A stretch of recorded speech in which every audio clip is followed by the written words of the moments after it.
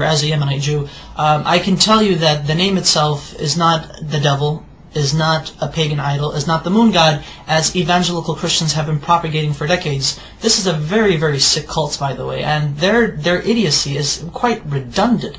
I mean, I can't even imagine if people would actually teach themselves these things and flatter themselves with these things, and at the same time claim to support Israel, when in actuality in Israel we say Allah, we say Yallah, we say these terms, these phrases are understandable to our understanding, that they are not in any way, shape or form to what they say, to what evangelical Christians say is basically the devil. No, we understand what the name Allah means, what it signifies. Take the dictionary of the Hebrew language. I take the dictionary and I actually took the name of God, which is, through etymology, is the three letters Aleph, Lamed, Veh.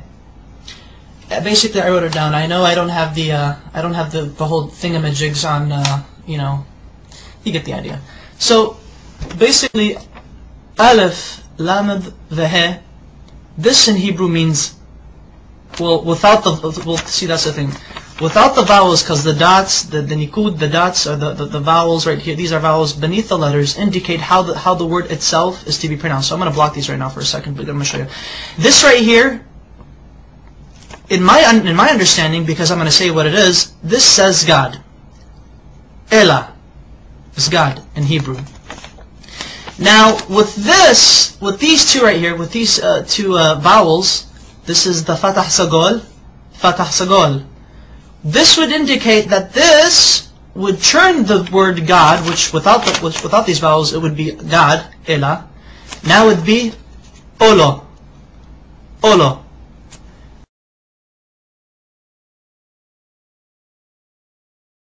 Olo means a curse, an oath, or a covenant.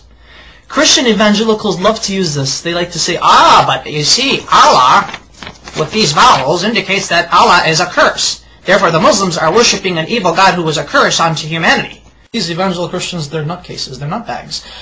And I took it upon myself further to actually see how they got this idea that Allah, the Arabic name of God, is a curse, and more recently is the devil. I don't know how they do it, but they do it. Allah is not the devil. God forbid. May God even forgive me for saying such horrible things. But here's the Hebrew version of the Arabic name Allah once it is written in Hebrew. The Arabic name Allah has 4 consonants because Hebrew is like Arabic. It's almost similar. Same alphabet, same thing, just different script.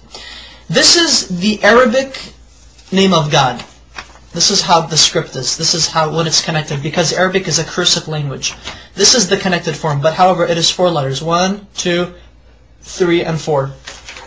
I'm going to have to baby you guys into this. Now this is the name of God, Allah, in Arabic, but broken up. So that way each letter is given its position. This is Aleph, this is Lam, this is Lam, this is He. So Allah. Okay. Now this right here, Allah in the Arabic script, this is how it would become rendered in the Hebrew rendition. That way, Allah in Hebrew would be Aleph, Lamed, Lamed, He. Okay. Now, how do we get this?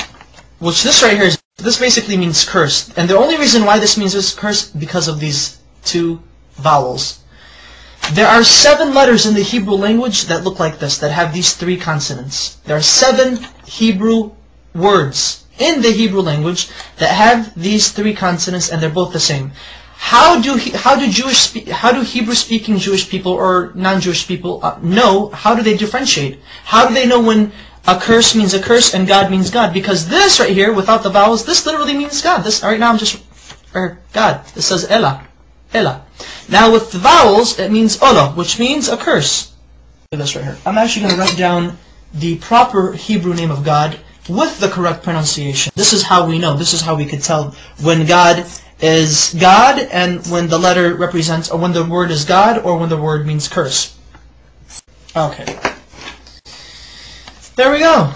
Notice the symbol, notice the vowels. This becomes A, and this dot right here, the holom, it becomes Alo. Alo. Olo and Alo. Olo, Alo. Can you see the difference? This right here, though they have the exact same letters, Exact same letters. Everything is rendered the same thing.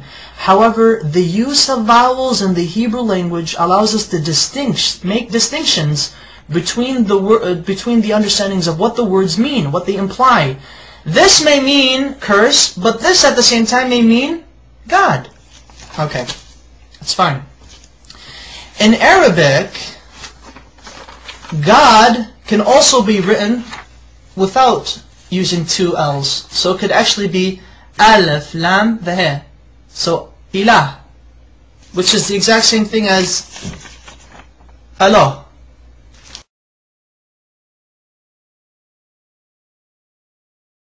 Their understanding of how they approach God is exquisitely the same.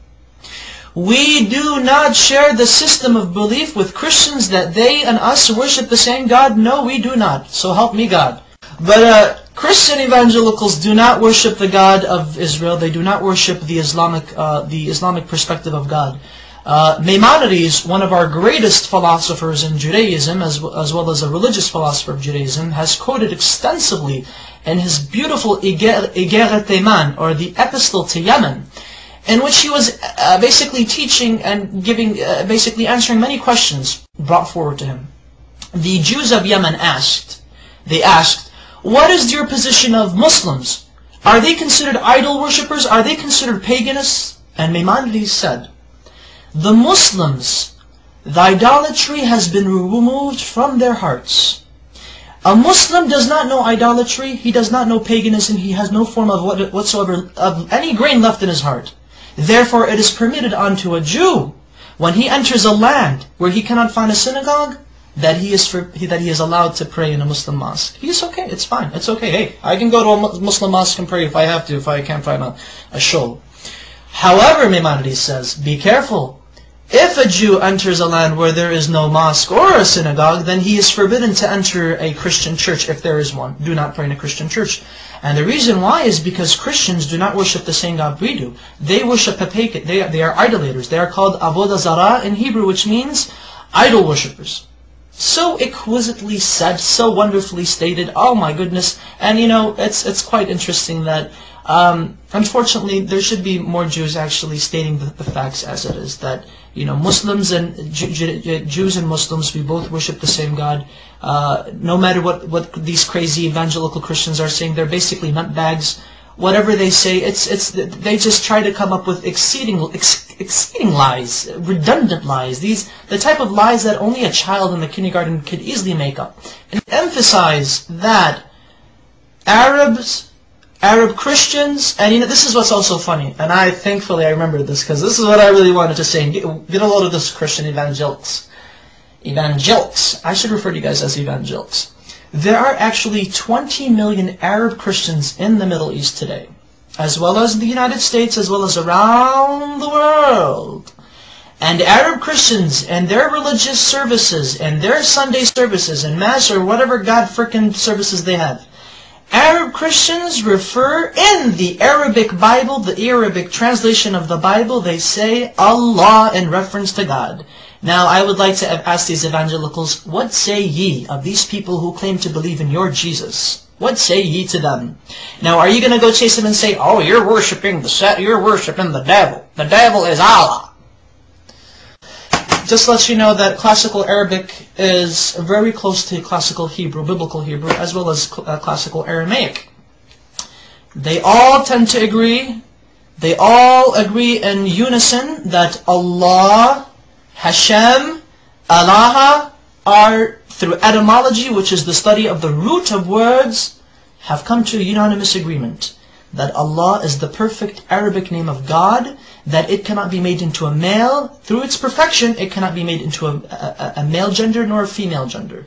Rather, it is a neutral personification, not personification, but rather a neutral attribute to God. Such wonderful history.